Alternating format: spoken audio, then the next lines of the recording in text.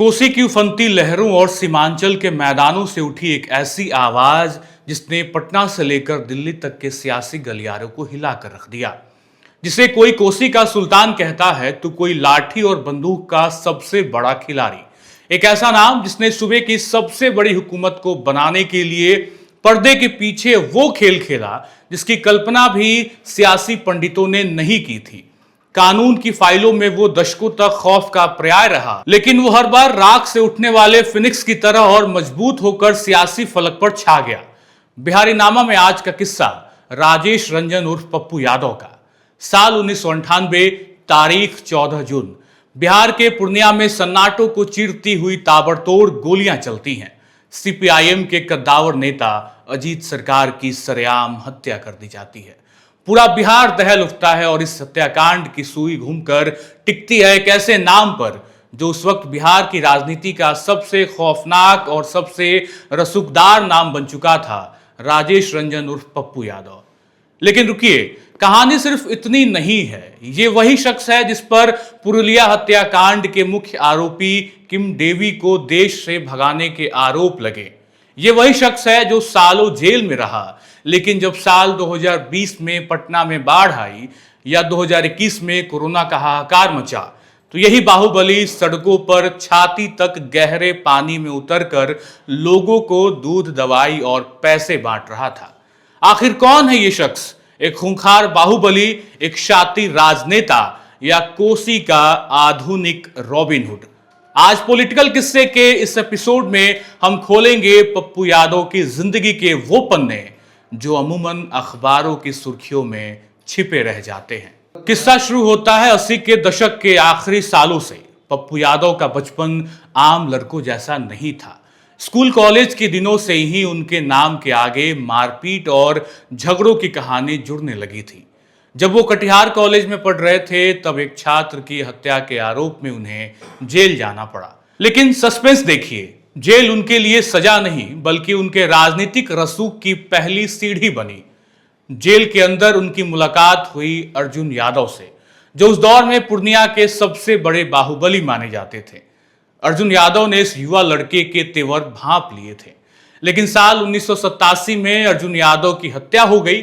अब सवाल था कि उनका इतना बड़ा साम्राज्य कौन संभालेगा। यही एंट्री होती है 20 साल के पप्पू यादव की। पूरा गैंग उनके हाथों में आ गया। कोसी और सीमांचल के इलाके में अब एक नया सिक्का चलने लगा था, लाठी और बंदूक का सिक्का। अब बात साल 1990 की। बिहार की राजनीति का वो टर्निंग पॉइंट जिसने सूबे की तकदीर बदल दी। जननायक कर्पूरी ठाकुर के निधन के बाद जनता दल में मुख्यमंत्री पद की रेस चल रही थी।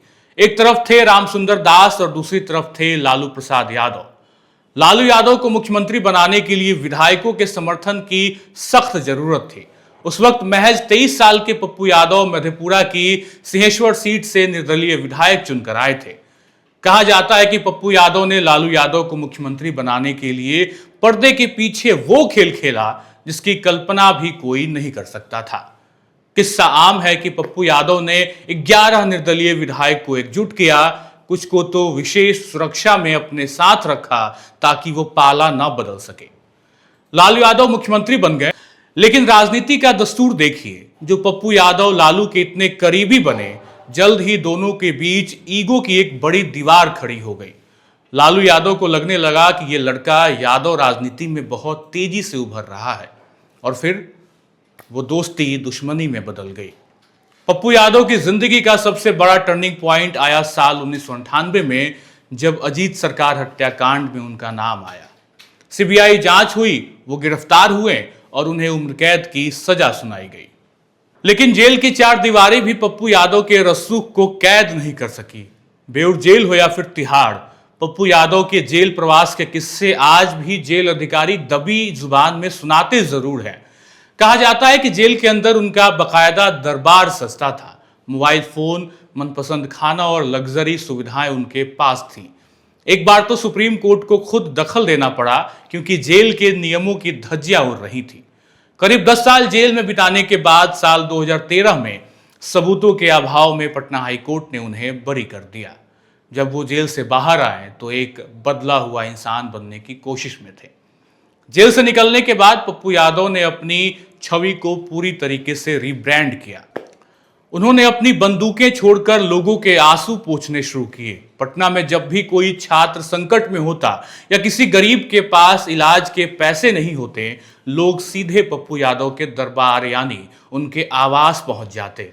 उन्होंने खुद को जन अधिकार का नेता घोषित किया। साल 2024 के लोकसभा चुनाव में जब कांग्रेस और आरजेडी के गठबंधन ने उन्हें पूर्णिया से टिकट देने से मना कर दिया, तो सबने सोचा कि पप्पू यादव का राजनीतिक करियर खत्म है। लेकिन उन्होंने निर्दलीय ताल ठोक दी। सस्पेंस और रोमांच का चरम देखिए।